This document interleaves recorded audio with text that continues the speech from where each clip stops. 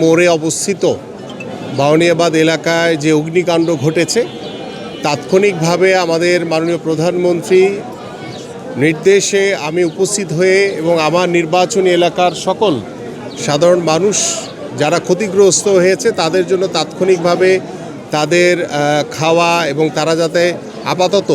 কোনোভাবে তারা বসবাস করতে পারে সেই ব্যবস্থা ইতিমধ্যে করে দেওয়া হয়েছে। এবং যেহেতু আগামীকাল পবিত্র ঈদুল আজহা এবং সেই পবিত্র ঈদুল আজহা উপলক্ষে এই ক্ষতিগ্রস্ত পরিবারগুলো যাতে তারা ঈদের আনন্দ তাদের সাথে আমরা ভাগাভাগি করে নিতে পারি, সেই লক্ষ্য নিয়ে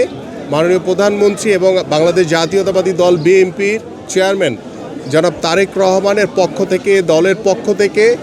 আমরা এই ক্ষতিগ্রস্ত প্রায় 200 পরিবারের কাছে আর্থিক অনুদান হাতে তুলে দিব। পাশাপাশি আগামীকালকে যে পবিত্র ঈদুল আজহা, সেই ঈদুল আজহার আনন্দ যাতে আমরা ভাগাভাগি করে নিতে পারি এবং তাদের জন্য আমরা সেই 25 তারিখ রাত থেকে প্রতি বেলায় আমাদের পক্ষ থেকে, দলের পক্ষ থেকে আমাদের তাদের খাওয়া দাওয়ার জন্য সার্বিকভাবে প্রতি বেলায় আমরা ব্যবস্থা নিয়েছি এবং আগামীকালকে যাতে ইনশাআল্লাহ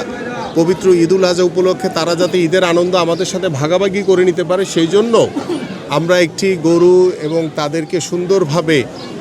মানে পোলাও মাংস দিয়ে যাতে তারা ঈদটা উদযাপন করতে পারে সে ব্যবস্থা আমরা ইতিমধ্যে নিয়েছি। পাশাপাশি যেহেতু তারা ক্ষতিগ্রস্ত হয়েছে,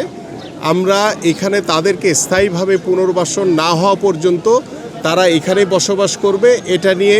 কোনো বিতর্কর কোনো কিছু নাই। কারণ একটি মহল, একটি গুপ্ত সংগঠন এই নোংরা রাজনীতিতে তারা মেতে উঠেছে। তো এই জন্য আপনি যারা এখানে আমাদের যারা ক্ষতিগ্রস্ত হয়েছেন, মুরব্বী আছেন, আমার পাশে আছেন এবং সামনে বসে আছেন, তাদের উদ্দেশ্যে বলছি যে সরকার আপনাদের সাথে রয়েছে, আমরা আপনাদের সাথে রয়েছি। যারা গুপ্তভাবে বিভিন্ন অপপ্রচার, মিথ্যাচার, নোংরা রাজনীতিতে মেতে উঠেছে, অনুরোধ করছি যে আপনারা তাদের ফাঁদে পা দিবেন না। কারণ তারা আপনাদের ভালো চায় না, তারা শুধু চায় যে সমাজে কিভাবে বিশৃঙ্খলা তৈরি করে সমাজকে অস্থিতিশীল একটি পরিবেশের ভিতরে ফেলে দেওয়া যায়। বাট আমরা দৃঢ়ভাবে